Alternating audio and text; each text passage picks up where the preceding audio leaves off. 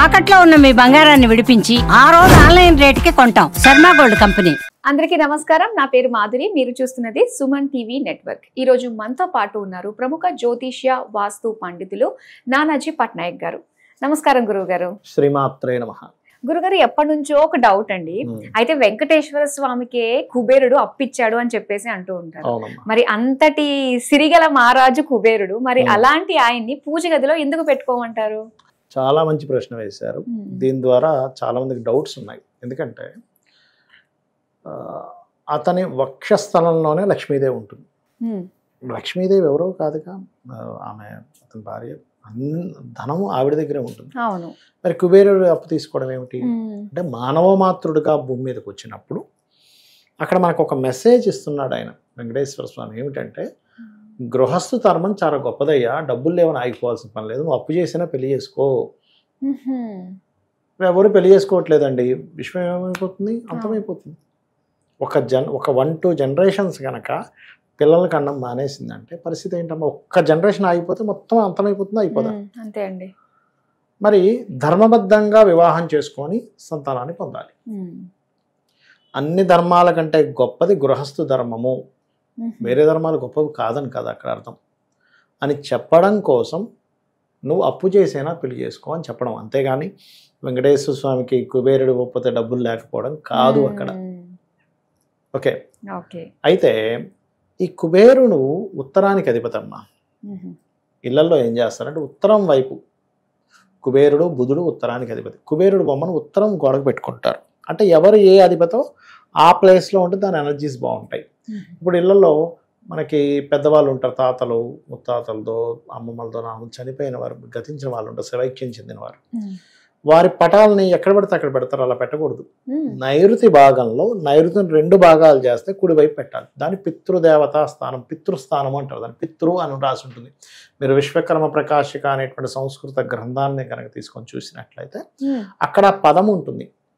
అంటే ఒక్కొక్క ఎనర్జీ ఒక్కొక్క దాని నుంచి వస్తుంది. ఇప్పుడు మన బాడీ ఉందమ్మా, దీనికి క్షేత్రము అని కూడా ఒక పేరు ఉంటుంది. మనకి వినికిడి శక్తి ఇక్కడ ఉంది. ఇయర్ ఫోన్ ఉందనుకోండి, మీరు ఎక్కడ పెట్టుకోవాలి? చెవులో పెట్టుకోవాలి. చెవులో పెట్టుకుంటారంటే మీకు రిసీవింగ్ పవర్ ఇక్కడ ఉన్నప్పుడు మీరు ఇయర్ ఫోన్ ఇక్కడ పెట్టుకుంటే వినిపిస్తుంది, చెవులో పెట్టుకుంటే వినపడదు. కళ్ళద్దాలు ఉన్నాయి, కళ్ళకే పెట్టుకోవాలి. తల మీద పెట్టుకుంటే నాకు క్లియర్గా కళ్ళు కనిపిస్తాను ఎవరైనా అంటారా? చెవులో పెట్టుకుంటే కూడా కనబడదు. అంటే ఒక్కొక్క దానికి స్మెల్, టేస్ట్, విజన్, హియరింగ్, ఎలాగ ఒక్కదానికి ఒక్కొక్క ఎనర్జీ ఉందో ఇంట్లో కూడా ఒక్కొక్క డైరెక్షన్కి ఒక ఎనర్జీ ఉంటుంది. సహజంగా పూజ గది ఈశాన్య దేవత గృహం అని చెప్పడం జరిగింది. ఈశాన్యంలో పెట్టుకోవాలి. సరే, ఈశాన్యంలో కుదరలేదు, ద్వారం వచ్చింది. కనీసం తూర్పు ఆగ్నేయం నుంచి ఇటు ఉత్తరం వాయువ్యం వరకు కూడా పెట్టుకోవచ్చు. వాయువ్యం వరకు కూడా పెట్టుకోవచ్చు. నార్త్ ఈస్ట్ లో యాక్చువల్గా మనం పూజ గది పెట్టుకోవాలి. ఈశాన్య దేవతా గృహం శాస్త్రంలోనే ఉంది. ఎందుకంటే అక్కడ దితి అదితి అనేటువంటి దేవతా స్వరూపాలు, అంటే కశ్యప ప్రజాపతి యొక్క భార్యల పేర్లు దితి అదితి. వాటి పని ఏమిటంటే, పూజ గదిలో కూర్చొని మనం ఏం చేస్తాం? కూర్చొని భగవంతుని జాగ్రత్తగా ప్రార్థించి ఏదో ఒక సంకల్పం చెప్పుకుంటాం.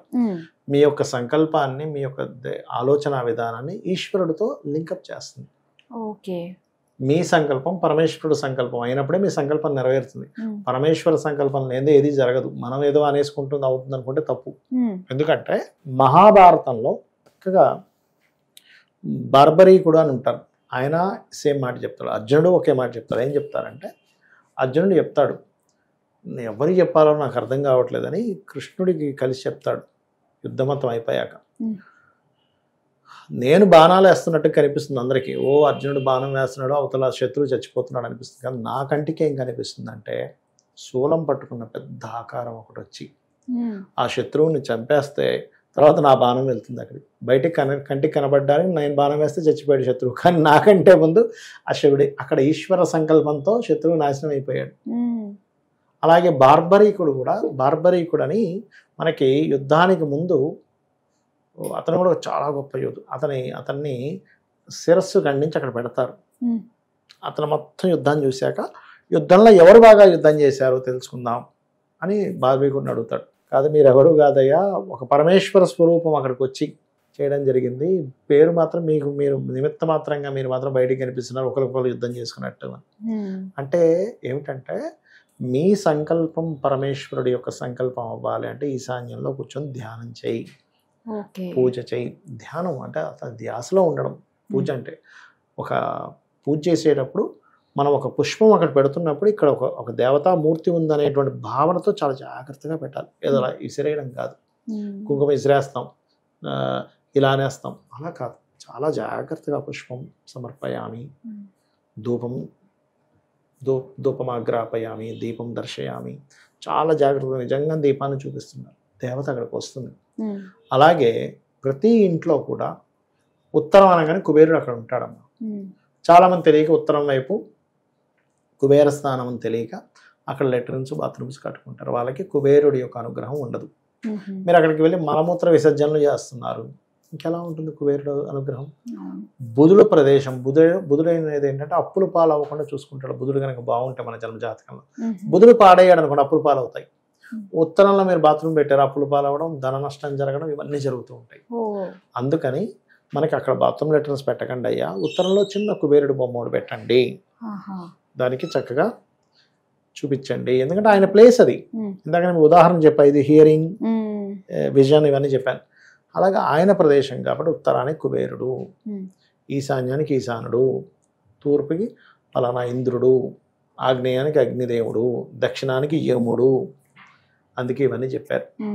కాబట్టి ఈ జాగ్రత్తలు తీసుకోవాలి. అంటే మనం తూర్పు ముఖంగా నుంచున్నాము అంటే మనకి తూర్పు పడమర, మనం తూర్పు ముఖంగా నిలబడ్డాము. ఇది తూర్పు అనుకుందాం, నేను తూర్పు చూస్తున్నాను, ఈ సూర్యుడు ఉదయిస్తున్నాడు. మన ఎడమ చేతి వైపు ఉండేది ఉత్తరం, నార్త్. కుడి చేతి వైపు ఉండేది దక్షిణం. సూర్యుడు ఎదురుగా మనం నిలబడ్డప్పుడు ఇంటిలో ఇటు నుంచి సూర్యుడు వస్తాడు అనుకుని, ఇది ఒక ఇల్లు, ఇటు నుంచి సూర్యుడు ఉదయిస్తాడు, వెనక్కి అస్తమిస్తాడు. Sunset, sun rise. మన లెఫ్ట్ సైడ్ ఉండే వాల్ మొత్తం ఉత్తరం. అక్కడ వైట్ కలర్ వేయాలి. అక్కడ ఎప్పుడు కూడా ఎల్లో కలర్స్, రెడ్ కలర్స్ అక్కడ ఉండకూడదు. దాని ప్రభావం మీరు ఖచ్చితంగా చూడొచ్చు. మీరు ఎల్లో ఆర్ క్రీమ్ కలర్స్ ఉన్నప్పుడు ఉండే మీ financial status complete white paper లాంటి వైట్ కలర్. ఇప్పుడు ఈ వైట్ ఉంది ఇక్కడ, వైట్ పేపర్ లాంటి వైట్ కలర్ మీకు అక్కడ ఉన్నప్పుడు ఉండే ఫైనాన్షియల్ స్టేటస్లో చాలా మార్పు వస్తుంది. ప్రశాంతత ఉంటుంది, ధనపరంగా ఇంప్రూవ్మెంట్స్ ఉంటాయి, ఆరోగ్యం కూడా బాగుంటుంది. ఎందుకంటే ఉత్తర ఈశాన్యానికి అధిపతి ఆరోగ్యాన్ని ఇచ్చేటువంటి పదం అక్కడ ఉంటుంది. ఉత్తర ఈశాన్యం హృదయే ఔషధాత్ కార్యేతో, అక్కడ మెడిసిన్స్ పెట్టుకోమని చెప్తారు శాస్త్రంలో. ఒక్కొక్క డైరెక్షన్, ఒక్కొక్క దేవతా స్వరూపం, ఆ దేవతకు ఉండే ఎనర్జీ ఏమిటి, అక్కడ మనం ఏం చేయాలనే దాని మీద ఉంటుంది. ఓకే, సో ప్రతి డైరెక్షన్ కూడా మనకి చాలా ఇంపార్టెంట్. ఆ ఎనర్జీని మనం తీసుకోవాలి, బాగుండాలి అంటే ఎగ్జాక్ట్లీ ఖచ్చితంగా ఎక్కడ ఏం పెట్టాలో అది పెట్టాల్సిందే. ఓకే గురుగారు, చాలా చక్కగా తెలియజేశారు. ఇంకా డీప్ గా మనం ముందు వచ్చే వీడియోస్ లో కూడా మనం మాట్లాడుకుందాం అండి. ప్రస్తుతానికైతే ప్రతి ఒక్కరికి కూడా సరైన నాలెడ్జ్ వచ్చింది అని చెప్పేసి అనిపిస్తుంది. చక్కటి నాలెడ్జ్ మా అందరికీ అందించినందుకు ధన్యవాదాలు. శ్రీమాత్రే నమః.